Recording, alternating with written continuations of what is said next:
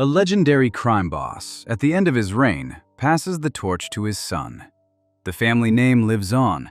The empire is secure. It's the oldest story in organized crime. But that story is almost always a fairy tale. In reality, that inheritance was a curse. The spotlight that came with the name made them target number one for the FBI. The pressure to be twice as ruthless as their father broke them. Their victory, short-lived. In this video, we'll follow the lives and the downfall of real Mafia sons, the heirs to America's most infamous crime families.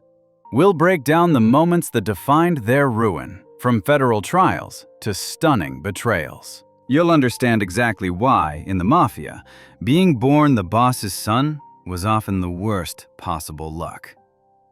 The rise and fall is a story we know, and if you think you know how these stories end, you might be surprised. John Gotti Jr. On a cold December morning in 1999, FBI agents arrested John A. Jr. Gotti outside his Long Island home, placing handcuffs on the wrists of the most famous Mafia son in American history. The arrest marked another chapter in a saga that had captivated the public for over a decade. The story of the Dapper Don's heir apparent, a man born into organized crime royalty who would spend years trying to escape his last name. Gotti Jr.'s story is different from typical Mafia ones we've come to know. Unlike other mob heirs who eagerly seized power, Jr. seemed unsure about his role in the criminal underworld. He was a man who claimed to want out of crime, yet continued making decisions that kept him in it. His father, John J. Gotti, the charismatic boss of the Gambino crime family who became a media sensation in the 1980s, had built an empire on violence, spectacle, and defiance of authority. Jr. inherited this empire at perhaps the worst possible moment in Mafia history, when federal prosecutors had perfected the art of breaking apart organized crime families. His journey from acting boss of America's most powerful crime family to a man repeatedly fighting federal charges in courtrooms where his father had once stood would become one of the most extraordinary legal battles in organized crime history. It's a story about the impossibility of escaping family legacy, the changing nature of the American Mafia, and one man's complicated relationship with a criminal empire he never truly wanted to rule. John Angelo Gotti was born on February 14, 1964, in Queens, New York, into a family where organized crime became his birthright. His father, John J. Gotti, was a rising star in the Gambino crime family, the largest and most powerful of New York's 5 families. Young Jr. grew up in Howard Beach, Queens, surrounded by the trappings of mob life, the late-night meetings, the cash-filled envelopes, the respect and fear his father commanded, and the ever-present threat of violence and imprisonment. John Sr. was the devoted father who attended his children's school events and coached their sports teams. Yet he was also a brutal mob enforcer involved in murder, hijacking, and racketeering. Jr. witnessed this duality firsthand, seeing his father as both a loving parent and a feared criminal. The family lived well, nice homes, expensive cars, fashionable clothes. But that prosperity came at a cost. FBI agents were constantly watching them, conducting surveillance and executing search warrants. Jr.'s father was frequently arrested, and the family endured the stress of trials and imprisonments. In 1985, when Jr. was just 21 years old, his father became involved in the murder of Paul Castellano, the boss of the Gambino family, outside Sparks Steakhouse in Manhattan. John Gotti Sr. seized control of the family, becoming boss and transforming himself into a media sensation. The Dapper Don had a public image, wearing expensive suits, throwing block parties in Howard Beach, and defying prosecutors in high-profile trials where he earned acquittals and the nickname Teflon Don. Jr. was formally introduced into the Gambino family in 1988 at age 24, in a traditional ceremony where he took the oath of the Mafia's code of silence. Unlike his father, who had risen through the ranks through street-level crime and proved himself through violence, he was made a captain almost immediately, given his own crew, and positioned as his father's heir. Some family members didn't like this fast tracking, viewing Junior as privileged and unproven. But Junior's life in the mob was faced with tragedy from the start. In 1988, his younger brother Frank was killed in a traffic accident when a neighbor, John Favara, struck the 12-year-old boy with his car. Favara disappeared 4 months later and was never seen again, widely believed to have been murdered in revenge, though no charges were ever filed. The incident devastated the Gotti family and deepened Junior's involvement in a world where violence was the solution to every trouble. By the early 1990s, Junior was deeply involved in family operations. He oversaw crews involved in loan sharking, illegal gambling, and labor racketeering in the construction industry. He attended high-level meetings, participated in family administration, and served as a conduit between his father and the street crews. But unlike his father, who seemed to love the spotlight, Junior appeared uncomfortable with the attention and the lifestyle. Everything changed in 1992 when John Gotti Sr. was finally convicted on racketeering and murder charges, largely due to testimony from Salvatore "Sammy the Bull" Gravano, his former underboss who became a cooperating witness. Gotti Sr. was sentenced to life in prison without possibility of parole. At age 28, Junior was put into a leadership role he may never have truly wanted. He became acting boss of the Gambino family, responsible for managing a criminal organization that was under intense federal investigation. Junior's personality was greatly different from his father's. Where John Sr. was charismatic and defiant, Junior was more reserved and cautious. Where his father loved publicity, Junior tried to avoid it. Friends and associates later described him as conflicted, a man who understood the prestige of his position, but also recognized that the glory days of the Mafia were ending. He reportedly told associates he wanted to retire from a life of crime, that he wanted a legitimate existence for himself and his growing family.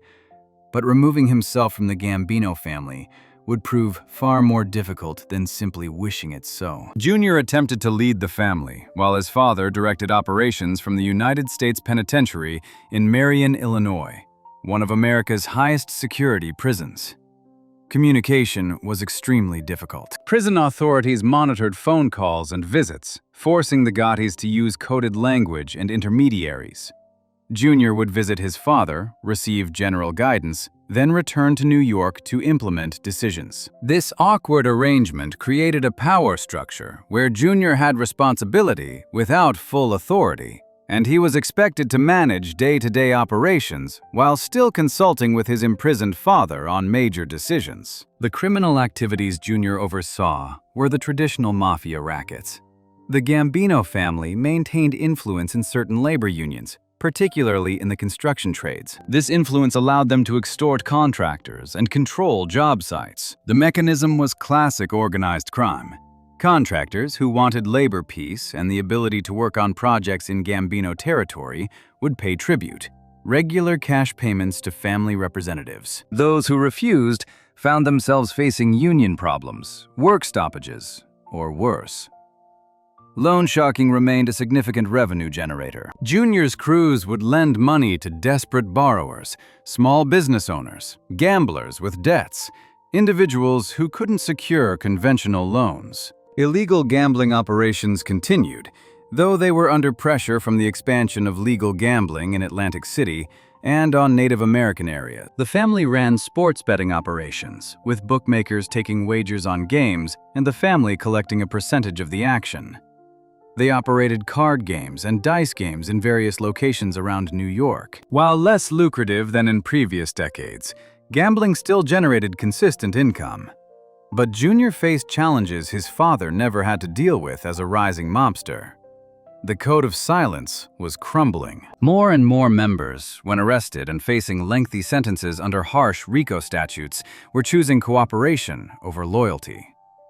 Junior also had to manage internal family politics. Some captains and soldiers didn't like taking orders from someone they viewed as privileged by birth, rather than proven through traditional mob credentials. Others questioned whether Junior had the ruthlessness necessary to lead, whether he would authorize violence when required, whether he could make the hard decisions that mob leadership demanded. There were whispers that Junior was soft, that he wanted out, that he lacked his father's fire.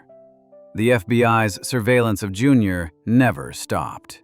Agents photographed his meetings, tapped his phones, and planted listening devices in locations he frequented. They tracked his financial activities, noting that his reported income from a legitimate job at a trucking company couldn't possibly support his lifestyle. They documented his associations with known criminals, his presence at mob social clubs, and his visits to his imprisoned father.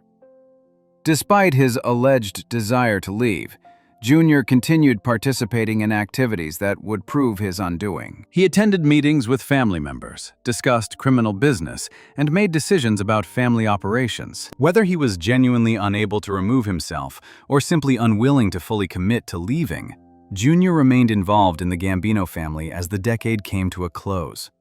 The federal government was watching and building a case. Prosecutors in the Eastern District of New York, the same office that had convicted his father, began assembling evidence for a racketeering case against Junior and other Gambino family leaders. They had cooperating witnesses prepared to testify about Junior's role in the organization.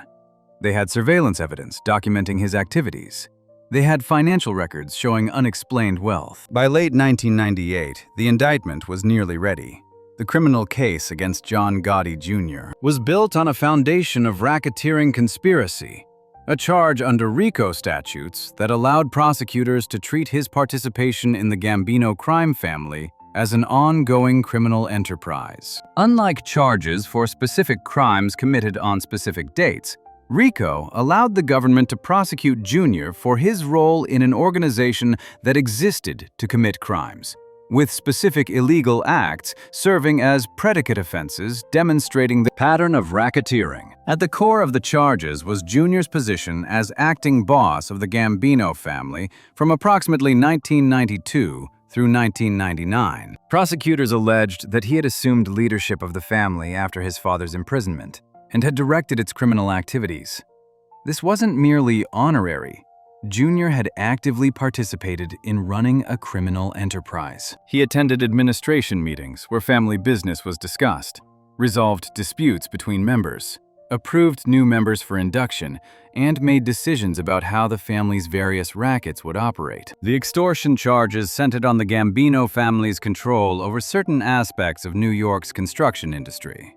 One specific extortion scheme involved the New York Post newspaper's printing facility. The Gambino family, through Junior's leadership, allegedly had control over certain union workers at the facility. This control allowed them to extort the newspaper's management by threatening labor disruptions that could prevent the paper from being printed and distributed. The Post, like other businesses caught in this web, faced a choice: pay the relatively modest tribute demanded, or risk serious business disruptions that would cost far more. The loan sharking charges were equally serious. Junior oversaw crews that lent money at usurious rates to desperate borrowers. The loans weren't documented in conventional ways, no formal contracts, no legal recourse for disputes. Everything operated on the reputation and threat of the Gambino name. Borrowers understood that the loans came from the mob and that failure to pay meant violence. The illegal gambling charges involved Junior's oversight of sports betting and other gambling operations. The Gambino family ran a network of bookmakers who took bets on sporting events, with the family collecting a percentage of the handle, which was the total amount wagered. These operations violated New York's gambling laws and generated significant unreported income for the family. Financial evidence also supported the prosecution's case. Despite reporting modest income from a legitimate job, Junior lived a lifestyle that required far more money. He owned expensive homes, wore costly jewelry, and spent lavishly on his family. The gap between reported income and actual expenses suggested unreported criminal proceeds, the usual activity of organized crime figures. The FBI's investigation of John Gotti Jr. was part of a broader, multi-year campaign targeting the Gambino family's leadership. The Bureau had learned valuable lessons from the successful prosecution of John Gotti Sr., and they applied those lessons to build cases against the next generation of family leaders. Physical surveillance teams tracked Jr.'s movements throughout the late 1990s. FBI agents photographed him entering and leaving social clubs, meeting with known criminals, and visiting his father in prison. They documented patterns of activity, regular meetings at specific locations, associations with particular individuals, behaviors consistent with someone running a criminal organization. This surveillance created a detailed picture of Jr.'s daily life and his continued involvement with the Gambino family. The FBI also planted listening devices in locations frequented by Gambino family members. Getting authorization for these bugs required demonstrating probable cause that criminal activity was occurring in these locations. Once installed, the devices captured conversations that participants believed were private. Family members would meet in social clubs or restaurants they considered safe, speaking freely about family business, unaware that every word was being recorded. The investigation also focused on Jr.'s prison visits with his father. Authorities monitored these visits carefully, documenting their frequency and how long they lasted for. While they couldn't always hear what was discussed, prison visiting rooms have some privacy protections. They could establish patterns, suggesting ongoing communication between the imprisoned former boss and his son, the acting boss. This helped demonstrate that John Gotti Sr. maintained influence over family operations through Jr. By early 1998, federal prosecutors believed they had sufficient evidence to indict Jr. and other Gambino family leaders. However, they continued gathering evidence, strengthening their case, and developing additional cooperators. The longer they waited, the more comprehensive their case became. Finally, on January 21, 1998, federal prosecutors made their move, obtaining indictments against Jr. and several other Gambino family members. The charges included racketeering conspiracy, extortion, loan sharking, illegal gambling, and other offenses. The indictment alleged that Jr. had served as acting boss of the Gambino family and had participated in its criminal activities from approximately 1992 through 1998. Jr. was arrested at his home in Oyster Bay, Long Island. FBI agents executed the arrest warrant in the early morning, a tactic designed to catch defendants off guard and minimize the risk of resistance or evidence destruction. Jr. was handcuffed, read his rights, and transported to FBI headquarters for processing. The legal proceedings against John Gotti Jr. would become one of the most extraordinary legal battles in organized crime prosecution history. Between 2004 and 2009, Jr. would face 4 separate trials on federal racketeering charges, with none resulting in a conviction. The first trial began in 2005 in Manhattan Federal Court, after the case was transferred from Brooklyn. The prosecution, led by experienced federal prosecutors, presented their case methodically. They called cooperating witnesses who testified about Jr.'s role as acting boss of the Gambino family. These cooperators described meetings they had attended with Jr., criminal activities they had participated in under his direction, and the structure of the organization he had led. After weeks of testimony and evidence, the case went to the jury. The deliberations were lengthy, suggesting disagreement among jurors. Finally, the jury announced they were unable to reach a unanimous verdict. The judge declared a mistrial. The government could retry the case. They brought Jr. to trial again in 2006. The second trial followed a similar pattern: cooperating witnesses, wiretaps, surveillance evidence, financial records.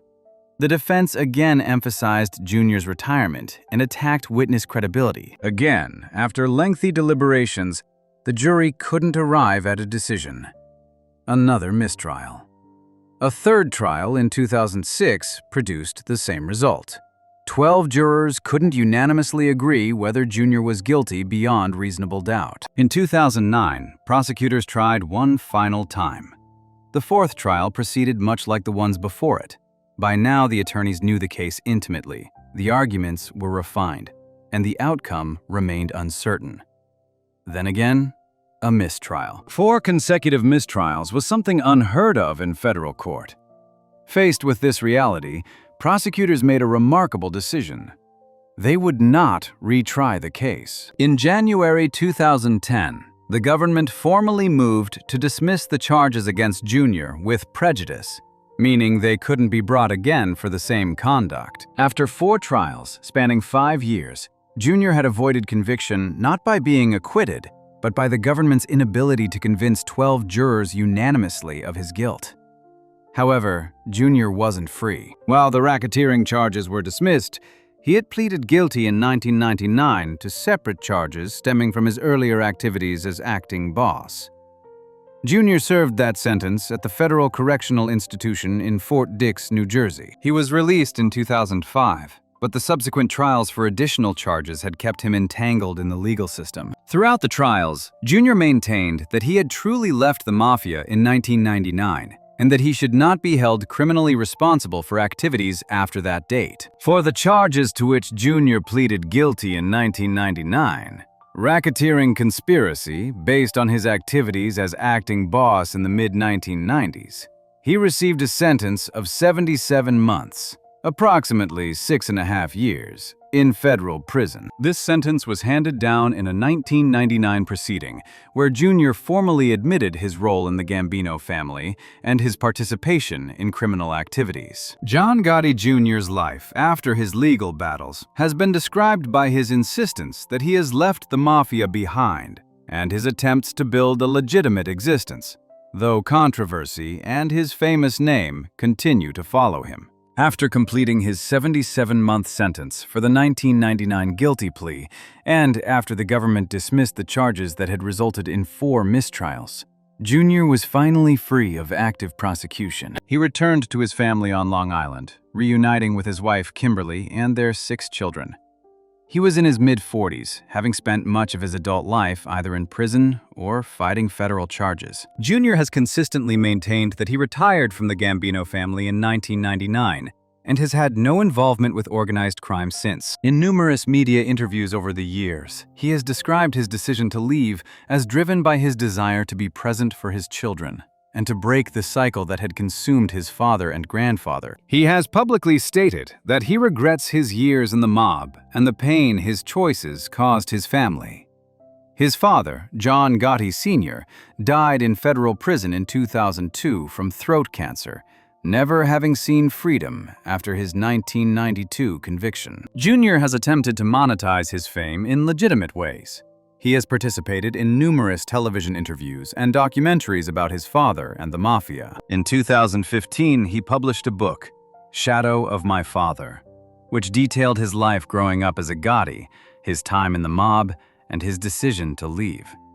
The book was promoted as his definitive account of walking away from organized crime. He has also been involved in various business ventures, though these have met with mixed success. His attempts to establish himself in legitimate business have been complicated by his background and the skepticism with which authorities and the public view anyone with his history. Federal authorities have continued to monitor him, as they do with most former high-ranking mobsters, watching for any signs of renewed criminal activity. In recent years, Junior has lived a relatively quiet life on Long Island, focused on his family and maintaining a low profile. He occasionally appears in media interviews, usually to discuss his father's legacy or to promote projects related to his family's history. He has become a figure of fascination as the mob prince who walked away, the son who tried to escape his father's shadow.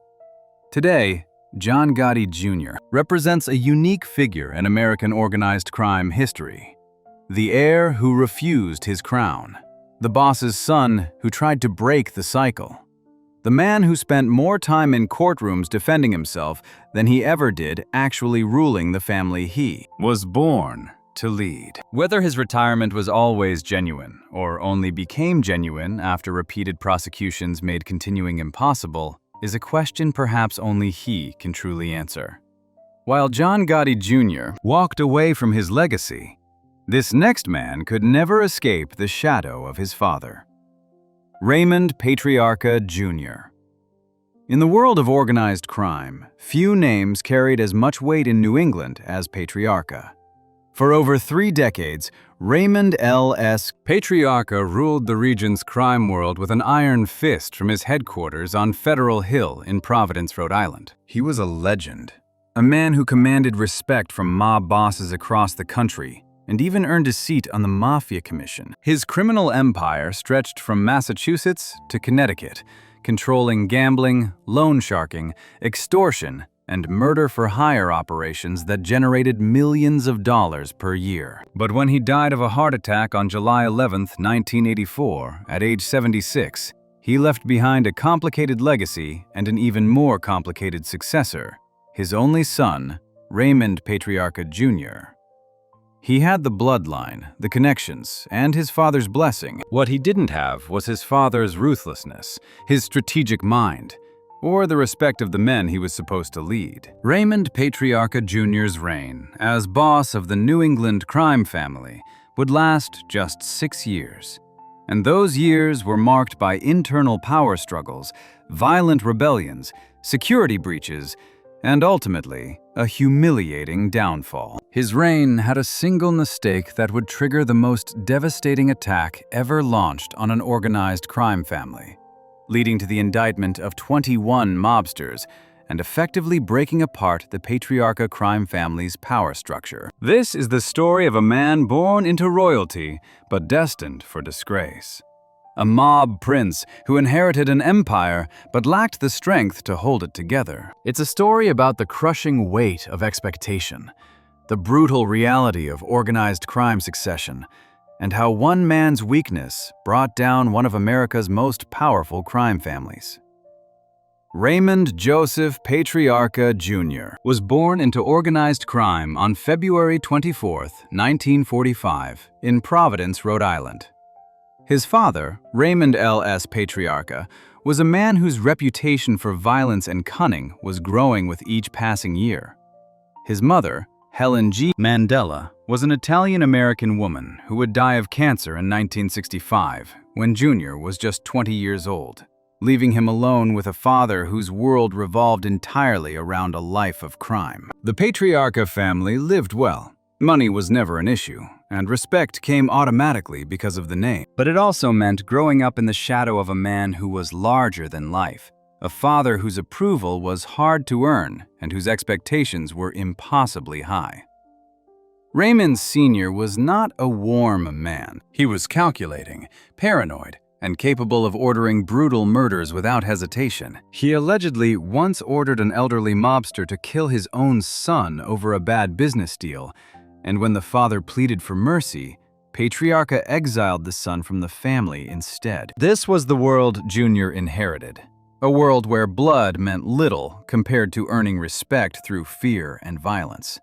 And from an early age, it was clear that Jr. didn't have his father's stomach for the brutality required to lead. Raymond Sr. took over as boss of the New England crime family in 1952, when the man before him, Philip Bucola, retired and fled to Sicily. He set up his headquarters at the National Cigarette Service Company and Coin-O-Matic Distributors, a vending machine and pinball business on Atwells Avenue in Federal Hill. From this modest storefront, known simply as The Office, Patriarca Sr. ran an empire. Every illegal card game, every prostitution ring, every bookmaking operation in Providence paid tribute to him. His reach extended to Boston, where he placed Gennaro Angiulo as underboss to oversee operations in the city. Throughout all of this, Jr. was being prepared for leadership. He attended family meetings, learned the business, and was introduced to key players in the organization. But there was always doubt about whether he had what it took. Unlike his father, Jr. was soft-spoken and indecisive. He lacked the commanding presence that made men fear his father.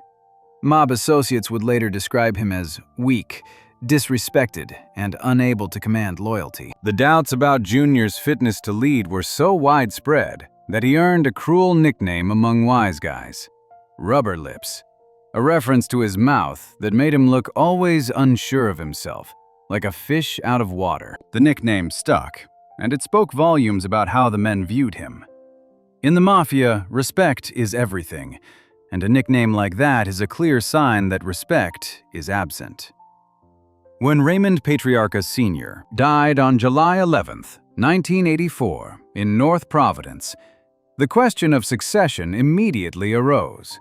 The New England crime family was broken, with the Providence faction and the Boston faction barely existing together. Gennaro Angiulo, who had been underboss and ran the Boston operations, was in prison on racketeering charges and tried to take control from behind bars.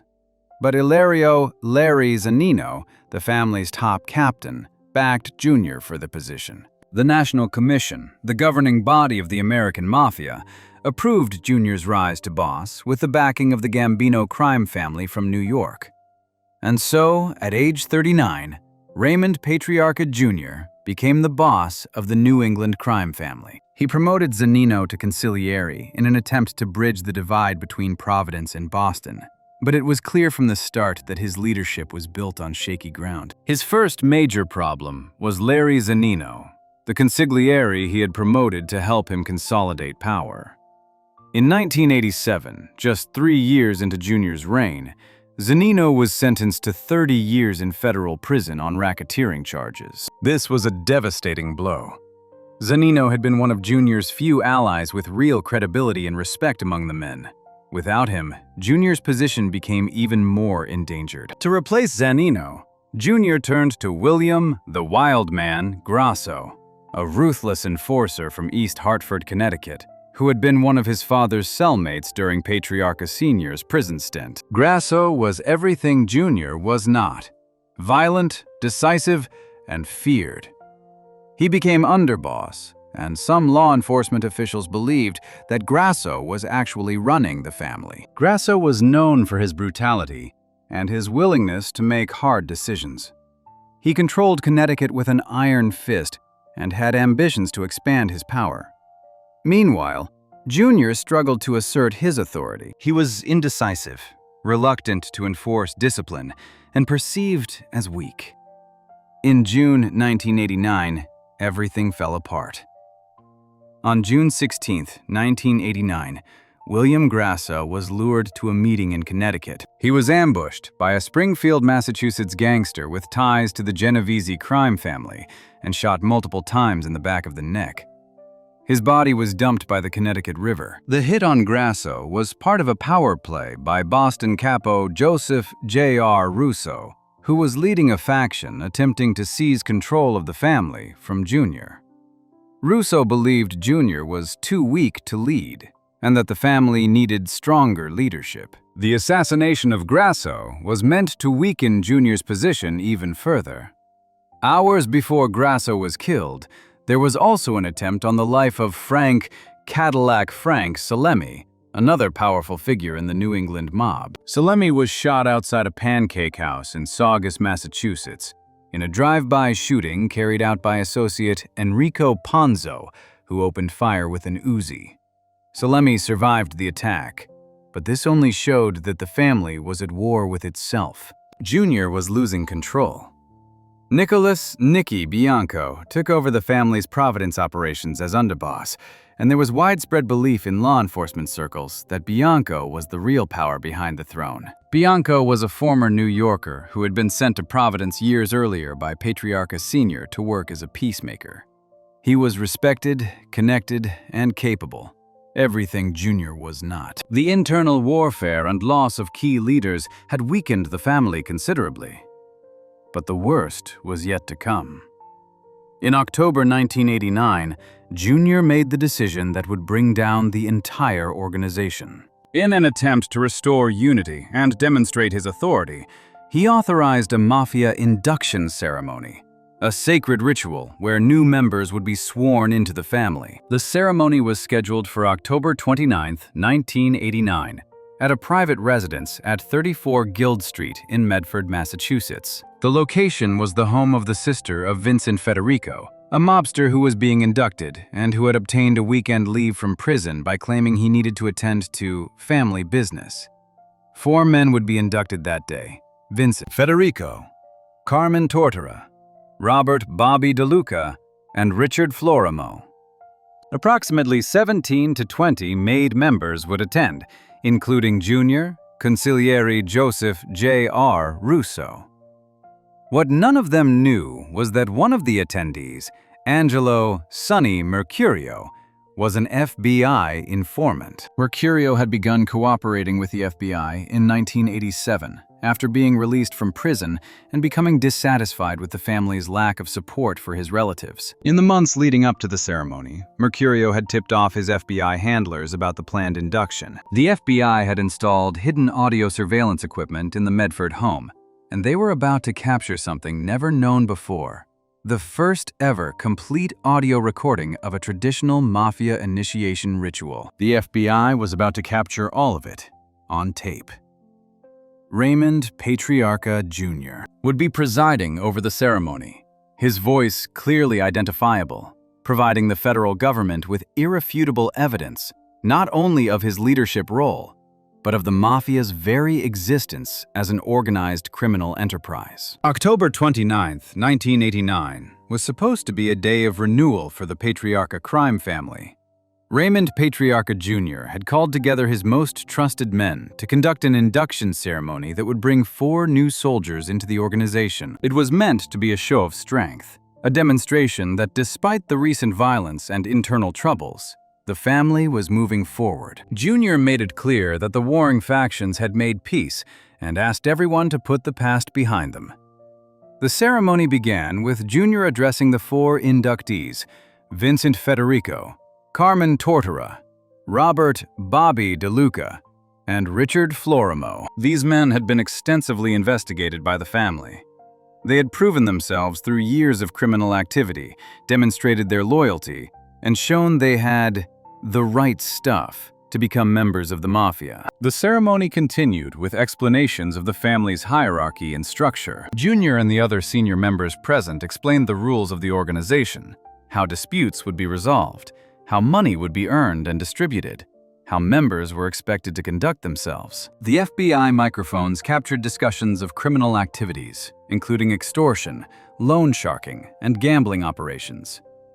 The mobsters spoke freely, believing they were among trusted brothers in a secure location. At one point, there was discussion of the recent violence that had long troubled the family. Jr. tried to downplay the significance of the Grasso murder and the attempt on Salemi's life, emphasizing that the family needed to move past these conflicts. He talked about the need for unity, for members to work together instead of fighting each other. For around 5 hours, the FBI's hidden microphones recorded everything. They captured not only the ceremony itself, but also the conversations before and after, discussions of criminal activities, references to other family members, details about the organization's structure and operations. When the ceremony concluded, the men left the Medford home believing they had successfully conducted a sacred ritual in complete secrecy. Vincent Federico returned to prison to complete his sentence. The new inductees began their lives as members, and Jr. went back to Providence thinking he had successfully brought unity to his family. None of them knew that the FBI had captured every word, and none of them could have imagined the consequences that would follow. Over the following months, FBI agents analyzed the tapes, matching voices to known mobsters, documenting criminal admissions, and building a comprehensive case under the Racketeer-Influenced and Corrupt Organizations (RICO) Act. They were able to match Jr.'s voice to the tape because he had previously participated in a radio interview, giving them a voice sample for comparison. This was yet another mistake that demonstrated Jr.'s lack of the paranoia and caution that had kept his father out of such traps. The FBI began building cases against everyone who had attended the ceremony. They had the evidence they needed to charge the attendees with being members of a criminal organization and with specific acts of racketeering, extortion, narcotics trafficking, gambling, and even murder. The investigation expanded to include other family members and associates who were connected to the criminal activities discussed on the tapes. By early 1990, the FBI was ready to move. On March 26, 1990, Raymond Patriarca Jr., underboss Nicholas Bianco, and 20 other family members and associates were indicted on numerous charges, including racketeering, extortion, narcotics trafficking, illegal gambling, and murder. The arrests were coordinated across multiple states, with FBI agents and local law enforcement fanning out to arrest defendants in Rhode Island, Massachusetts, and Connecticut. The operation targeted the entire leadership structure of the family. Federal prosecutors held a press conference to announce the indictments, describing them as the most sweeping attack ever launched on a single organized crime family. They revealed that the investigation had been ongoing for several years and had involved multiple informants, extensive wiretaps, and sophisticated surveillance operations. But the centerpiece of their case, and the evidence that made everything else fall into place, was the audio recording of the October 29, 1989 induction ceremony. The investigation revealed the full scope of the family's criminal activities. Federal agents documented extortion schemes where legitimate business owners were forced to pay protection money or face violence. Then came the murder charges.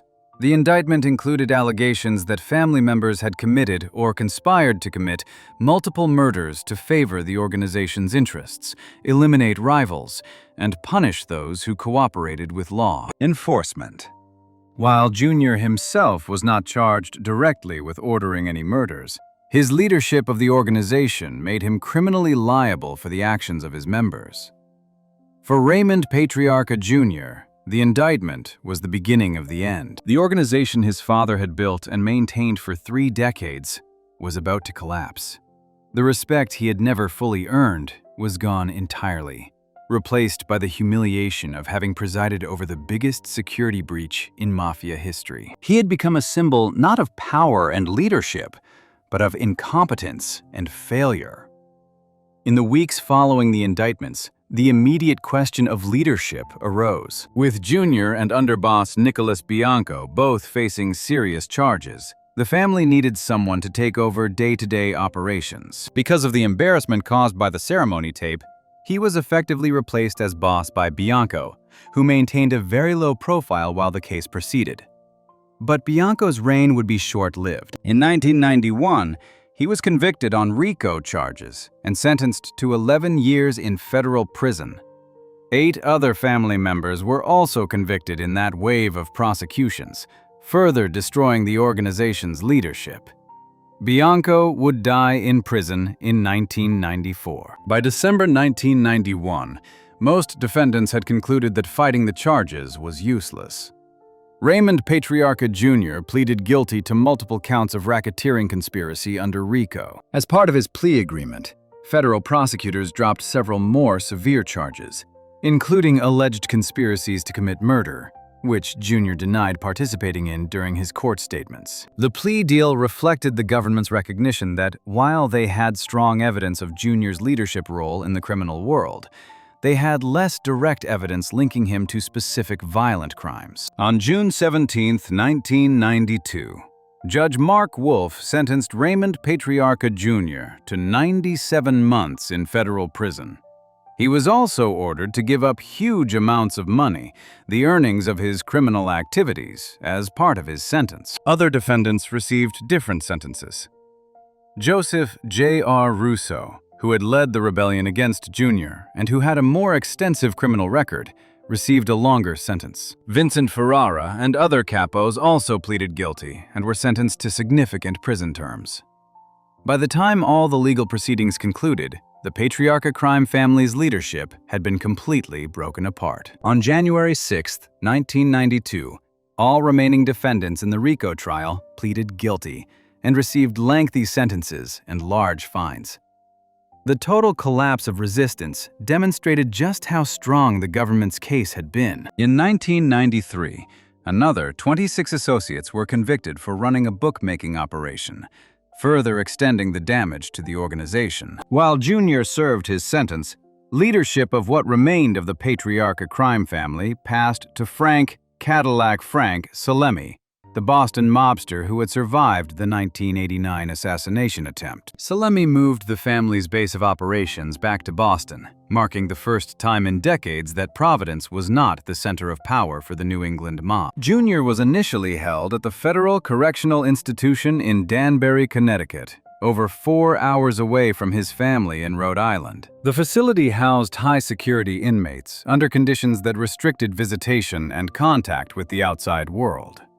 In December 1995, his sentence was extended by an additional 23 months after a federal court applied new U.S. sentencing guidelines, increasing his total time served. He was then transferred to the Federal Correctional Institution in Milan, Michigan, even farther from New England, further limiting his ability to maintain connections with family and associates.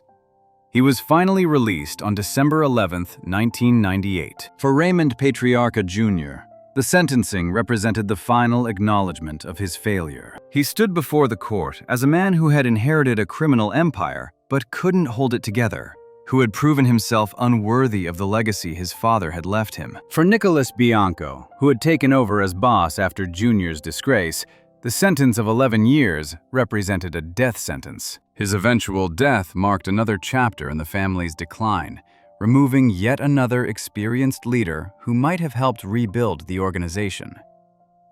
When Raymond Patriarca Jr. walked out of federal prison on December 11, 1998, he was 53 years old, and his life as a mob boss was over.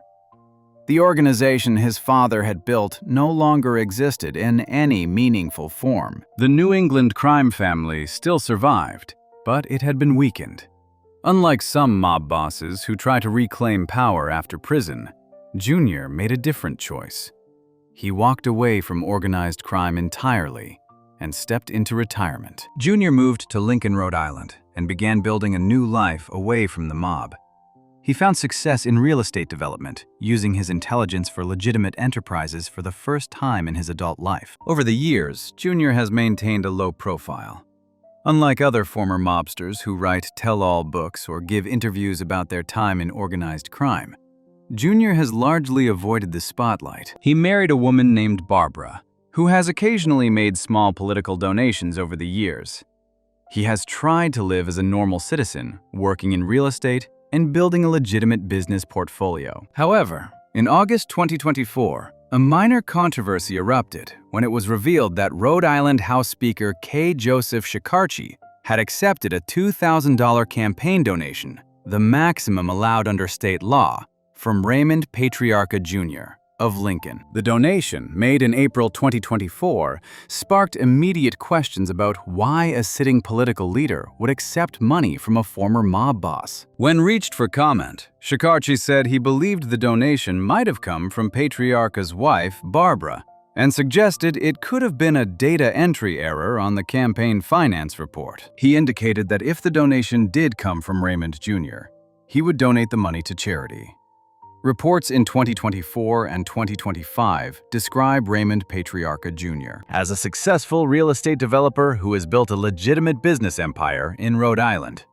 He is now 79 years old and has stayed away from criminal activity since his release from prison. He has not been arrested or charged with any crimes in the more than 25 years since he left federal custody. The Patriarca crime family leadership has passed through several hands since Junior's departure. Frank Salemi led the family in the 1990s until he was sent to prison. Luigi "Baby Shax" Minocchio took over leadership at various points. Carmen "The Cheese Man" D'Annunzio eventually became boss. The family's activities have been reduced primarily to small-scale gambling and loan sharking operations. Today, Raymond Patriarca Jr. lives quietly in Rhode Island, a former mob boss turned legitimate businessman. He has outlived most of his contemporaries from the mob world. Many of his co-defendants from the 1990 indictment are dead. Some died in prison, others have passed away in the years since their release. The world he once inhabited is gone, replaced by a very different organized crime landscape where traditional mafia families struggle to maintain relevance. In the end, Raymond Patriarca Jr.'s story is a tragedy of expectations versus reality, of inherited privilege versus earned respect, of a son who could never escape his father's shadow, and who ultimately proved unworthy of the legacy he inherited. If you're still watching at this point, make sure you're subscribed. We cover stories like this every week, and your support helps us keep going. If Patriarca Jr. showed that a weak heir could be the downfall of a dynasty, this next story shows the tragedy of an heir whose father tried too hard to save him. Alphonse and Michael Persico. Born into Mafia royalty as sons of Carmine the Snake Persico, the legendary boss of the Colombo crime family, Alphonse "Alley Boy" Persico and his brother Michael inherited not just a name, but an empire built on violence, extortion, and a code of silence. Their father ruled from behind bars for decades, transforming a prison cell into a throne room from which he commanded one of New York's most feared criminal organizations. Alphonse, the elder, was positioned as the heir apparent, the acting street boss who would translate his father's wishes into action, while the Snake served multiple life sentences. Michael served as a trusted captain, operating in the shadows alongside his more well-known brother. Together, they represented the continuation of a criminal bloodline that had dominated Brooklyn's world of crime since the 1950s. But the Persico brothers would discover that inheriting power in the modern mafia meant inheriting its eventual destruction. Their story shows them managing a slow-motion collapse, an attempt to hold together a criminal dynasty that federal prosecutors had marked for extinction. Carmine Persico rose through the ranks of the Profaci crime family, later renamed Colombo, earning his nickname the Snake for his cunning ability to survive internal wars, federal investigations, and assassination attempts. By the 1970s, he had seized control of the family, ruling with a combination of strategic brilliance and ruthless violence.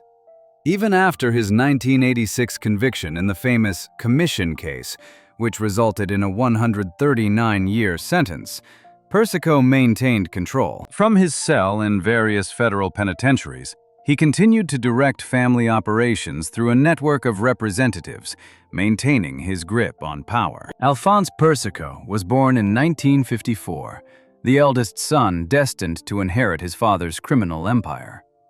Growing up in Brooklyn, he experienced firsthand the culture of organized crime from childhood. Unlike the traditional path of proving oneself through street-level violence and rising through the ranks, Alley Boy's rise was predetermined by bloodline. By the 1990s, with his father imprisoned and showing no signs of ever being released, Alphonse became the acting boss and the official representative of Carmine Persico's in the outside world.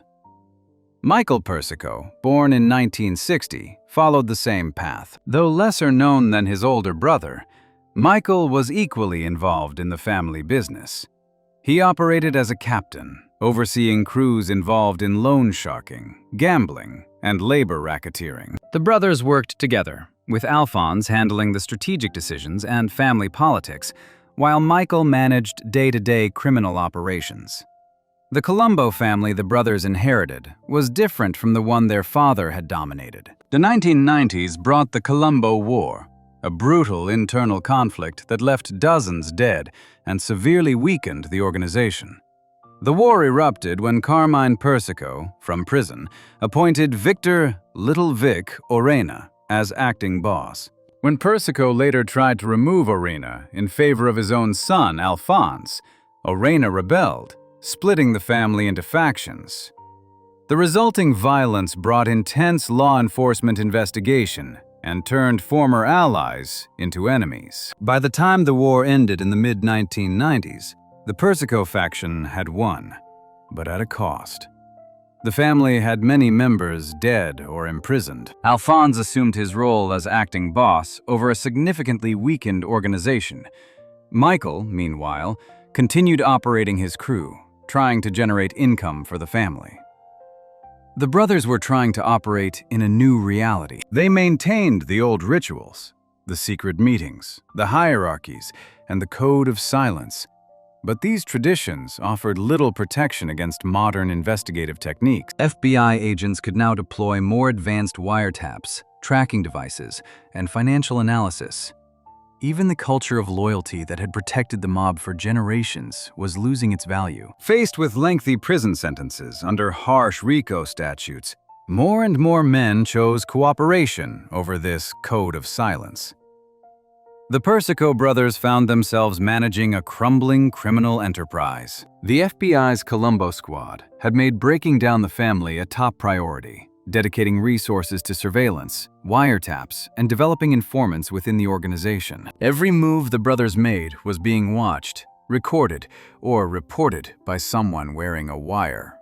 Despite these challenges, Alphonse and Michael attempted to maintain the family's traditional channels of income. The Colombo family had long controlled certain labor unions, particularly in the construction and waste management industries. These connections allowed them to take money from contractors, rig bids, and extract payment from businesses operating in their territory. They continued operating loan sharking operations, illegal gambling, particularly sports betting and numbers rackets, though competition from legal casinos and online gambling had affected profits. As acting boss, Alphonse needed to maintain the loyalty of the family's captains, while simultaneously following orders from his imprisoned father. This created an unusual, three-tiered power structure.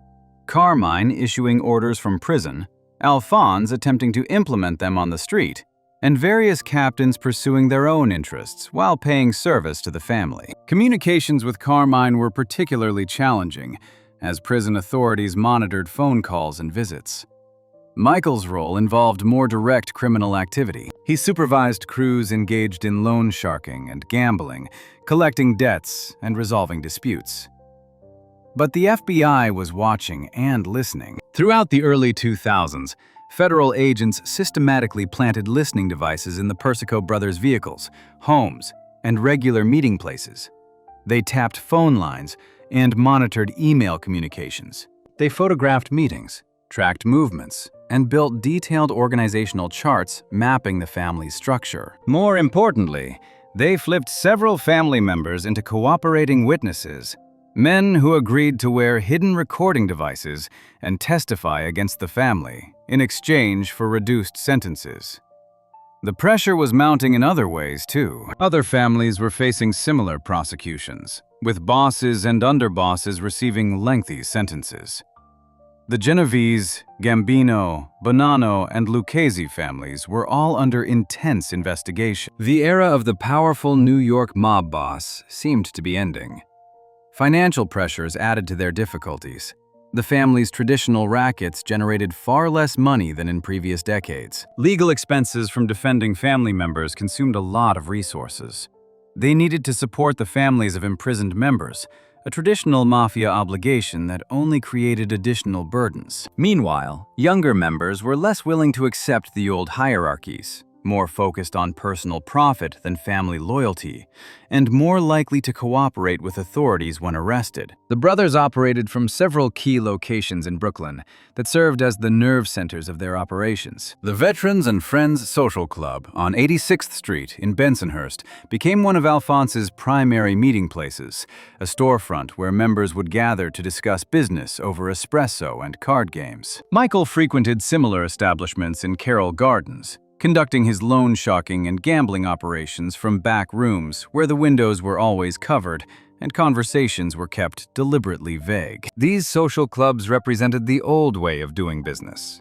Face-to-face meetings where deals were struck with handshakes and disagreements were settled through intimidation rather than litigation. The brothers developed elaborate counter-surveillance techniques, though these measures proved useless against modern FBI technology. They would switch vehicles frequently, sometimes meeting in parking lots to transfer from one car to another in an attempt to lose surveillance teams. They used payphones instead of cell phones for sensitive conversations, standing on street corners in the cold to make calls they believed couldn't be traced. Alphonse would sometimes drive in circles through Brooklyn neighborhoods, watching his rear-view mirror for the telltale signs of a surveillance tail. But despite these precautions, FBI photographers captured images of virtually every significant meeting, and listening devices planted in their vehicles meant even their most careful conversations were being recorded. Extortion was a major part of their operations.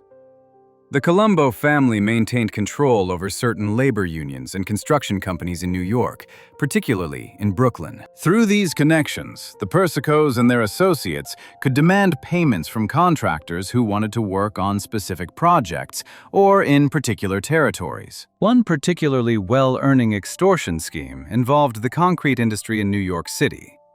The Colombo family, working in coordination with other Mafia families, had divided up control over concrete contracts for major construction projects. Contractors bidding on jobs worth more than $2 million had to receive approval from a club of mob-connected concrete companies. The Persico brothers enforced the Colombo family's share of this arrangement, ensuring that approved contractors paid a tax of approximately 2% of the contract value. On a $10 million construction project, this meant $200,000 in tribute flowing to the families. Contractors who attempted to work outside this system found themselves facing mysterious labor problems. Cement deliveries would be delayed, union workers would call in sick en masse, or equipment would be vandalized overnight.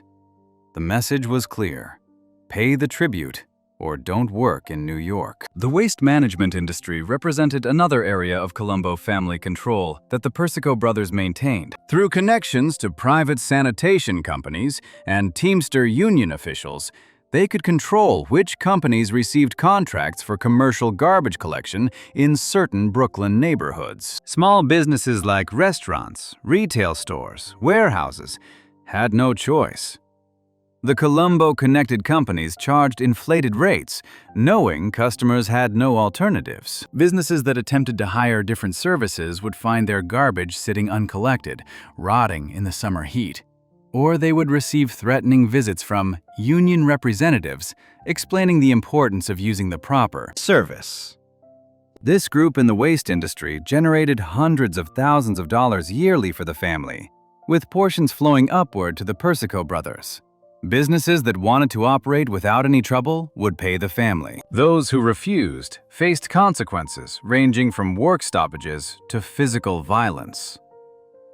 Loan sharking represented another major revenue stream. The brothers and their crews would lend money at interest rates that would make usual banks appear charitable, often 2 to 5% per week, which translates to yearly rates exceeding 100%. Borrowers, often desperate individuals or small business owners unable to secure legitimate loans, would accept these terms out of necessity.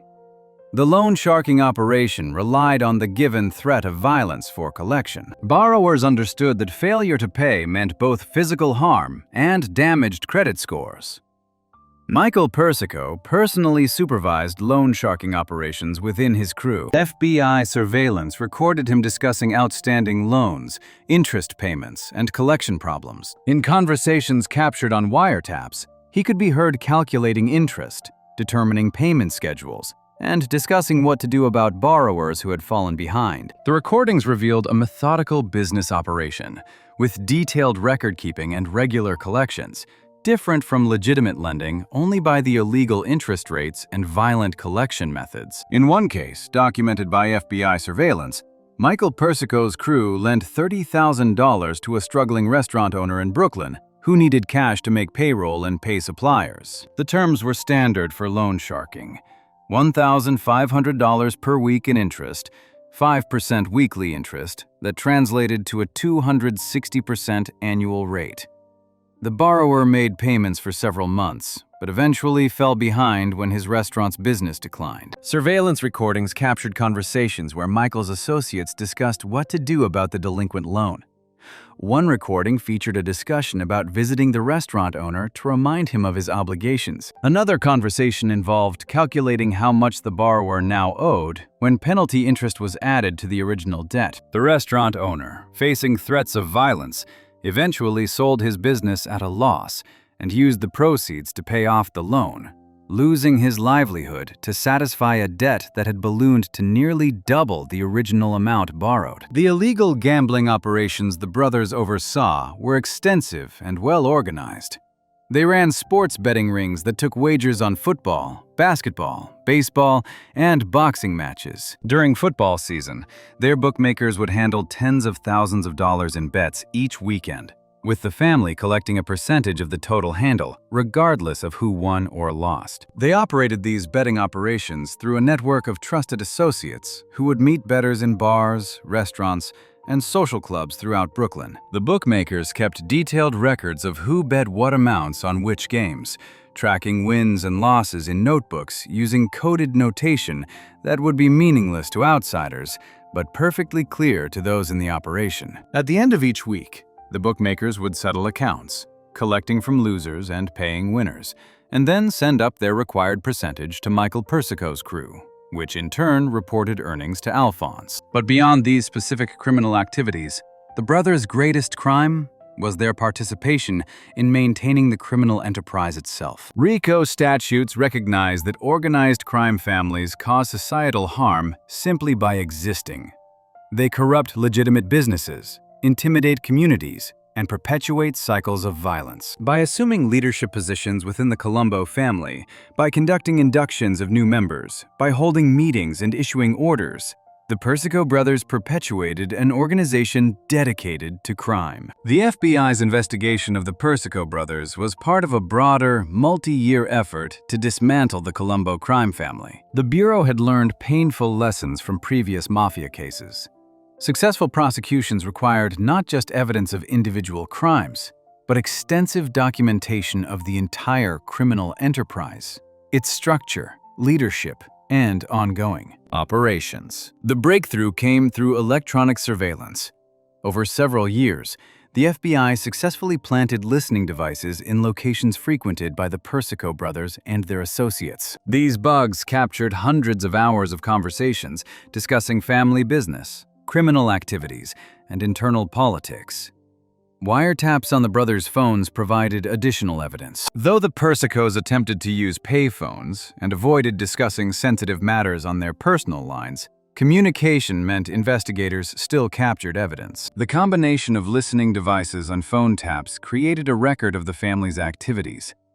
Financial analysis became another critical part of the investigation. FBI accountants examined the brothers' financial records, tax returns, and banking activities. The analysis revealed a classic organized crime pattern: reported income far below their actual standard of living, suggesting unreported criminal proceeds. Neither brother held legitimate employment that could account for their lifestyles, properties, and expenditures. This financial evidence helped establish that they derived income from racketeering activity. Later on, a federal grand jury returned an indictment charging Alphonse Persico, Michael Persico, and several other Colombo family members with racketeering conspiracy, extortion, loan sharking, and related charges. The indictment alleged that from the 1990s through 2007, the defendants had participated in the affairs of the Colombo family through a pattern of racketeering activity. The arrests came immediately. FBI agents, working in coordinated teams, arrested the Persico brothers and other defendants in early morning raids. The arrests were designed to prevent the destruction of evidence and to cut off communications between defendants. Agents executed search warrants on the brothers' homes and known meeting places, seizing documents, computers, and other evidence. The indictment shocked what remained of the Colombo family. With both Persico brothers facing serious federal charges, the family's leadership structure was effectively broken down. The acting boss and a captain were off the street, leaving the organization in trouble. The legal proceedings against the Persico brothers unfolded in federal court in Brooklyn, the Eastern District of New York, which had become the primary venue for organized crime prosecutions. The brothers faced a multi-count indictment charging racketeering conspiracy under RICO statutes, along with specific predicate acts including extortion, loan sharking, and illegal gambling. The prosecution was handled by experienced federal prosecutors from the Eastern District's Organized Crime and Racketeering Section. The legal proceedings diverged for the two brothers. Alphonse faced far more serious charges related to the 1999 murder of William Wild Bill Coutelow. After a mistrial in 2006, he was retried and convicted on December 28, 2007. On February 27, 2009, he was sentenced to life in prison without parole. Michael faced separate charges. In 2010, he was indicted on racketeering, extortion, and murder-related charges. In June 2012, he pleaded guilty to a single loan sharking charge. In 2017, Judge Dora Irizarry sentenced him to 5 years in federal prison, factoring in his alleged role in a 1993 gangland murder. The guilty pleas were entered in formal proceedings before a federal judge. Each brother had to personally describe what they had done and admit that their conduct was criminal. This is a requirement in federal court to ensure that guilty pleas are knowing and voluntary. Standing before the judge, they acknowledged their participation in the Colombo crime family, their roles in racketeering activities, and their commission of specific criminal acts. For Alphonse, as the acting boss, he had to admit to his leadership role in the criminal enterprise. He acknowledged receiving reports from his crew, making decisions about family business, and benefiting financially from criminal activities. For Michael, the admission centered on his role as a captain supervising criminal crews and participating in loan sharking operations. The sentencing hearings for the Persico brothers took place in 2012. Nearly 2 years after their guilty pleas. Federal sentencing in RICO cases involves consideration of numerous factors: the seriousness of the offense, the defendant's role in the criminal enterprise, criminal history, acceptance of responsibility, and the need for deterrence. The federal sentencing guidelines provide a recommended range, but judges have discretion to depart from these recommendations based on case-specific factors. Prosecutors argued for lengthy prison sentences. They emphasized that the Persico brothers weren't low-level participants, but leaders of a criminal organization. Alphonse, in particular, had served as acting boss, the highest-ranking member of the Colombo family on the street. Their crimes weren't isolated incidents, but part of a decades-long pattern of racketeering. During the sentencing hearing, prosecutors detailed the specific harms caused by the Persico brothers' criminal enterprise. They presented evidence about construction workers whose union had been corrupted to serve mob interests rather than worker welfare. They described small business owners who had paid thousands of dollars in extortion over the years, money that came directly out of their profits and their families' livelihoods. They discussed the borrowers who had fallen into loan sharking debt traps, losing businesses and homes to satisfy loans with usurious interest rates. While few victims testified in person, either from fear of retaliation or embarrassment about their circumstances, their stories were told through documents and prosecutorial narrative. The defense attorneys argued for leniency based on several factors. They noted that both brothers had families who depended on them, children who would grow up with their fathers in prison. They emphasized health issues both brothers faced, arguing that lengthy sentences would be particularly harsh given these medical concerns. They pointed out that the brothers had pleaded guilty, accepting responsibility rather than forcing the government to expend resources on a trial. They also argued that the Colombo family was essentially defunct as a serious criminal organization, meaning that imprisoning the Persico brothers for excessive periods served no additional public safety purpose, since the family they had led, no longer posed a significant threat. The Colombo family's activities had corrupted labor unions that were supposed to represent workers' interests. They had changed competition in the construction industry, causing legitimate businesses to lose contracts to connected companies. They had perpetuated a culture of violence and intimidation in certain Brooklyn neighborhoods. The sentences represented a fall from power for the Persico brothers. Alphonse, who had once commanded respect and fear as acting boss of a major crime family, would spend the next decade in federal prison. Michael, who had operated as a captain with his own crew, faced a similar fate. The criminal dynasty their father had built, which they had worked to maintain, was effectively finished. The imprisonment of the Persico brothers marked the effective end of the Persico family's control over the Colombo crime family. Carmine the Snake Persico, the boss who had ruled from behind bars for decades, died in federal prison in March 2019 at age 85, still serving his 139-year sentence. He never saw his sons released from prison. Alphonse "Alley Boy" Persico remains incarcerated, serving his life sentence. He is currently in federal prison with no possibility of release. Michael Persico was released from prison around 2020 after serving his 5-year sentence. However, in late 2020, he violated his supervised release by meeting with Colombo family members. Recent reports indicate he faces additional charges for continued involvement with organized crime. The Colombo family they left behind has been destroyed by prosecutions, internal conflicts, and the loss of key members to cooperation with authorities. The organization struggles to maintain relevance. Leadership positions are now assumed by anyone who has an important role. The family's traditional rackets have been greatly destroyed, its political connections cut off. The brothers' story serves as a tale of caution about the true costs of organized crime. They sacrificed their freedom and futures for a dying dynasty that offered nothing but the certainty of imprisonment or death. If you enjoyed this deep dive into every mafia son who went from boss as heir to disgrace and ruin, make sure to subscribe. I'll see you in the next video.